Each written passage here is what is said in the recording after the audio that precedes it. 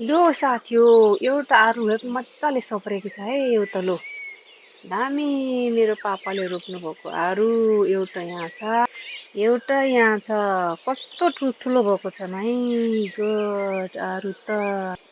किन बोतल राखेको छ रुखको फेदमा भन्नु होला, यो चाहिँ वाटर सिँचाइ गरेको हजुर हो।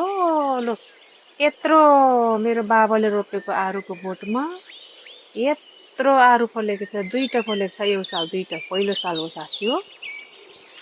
यता चाहिँ कमलको फुल फुलेका छन्, हेर्नुहोस् साथी हो यी। आम्मामामामा कमलको फुल, मेरो कमलको फुलको रुख त यत्रो ठुलो भएको छ साथी हो, हेर्नुहोस् त।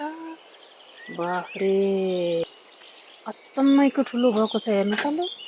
राम राम राम राम राम राम राम। हिमाल जस्तो ठुलो न ठुलो छ हजुर हो यी। यसपालि त मजाले ठुलो भयो यो कमलको फुलको बोट त।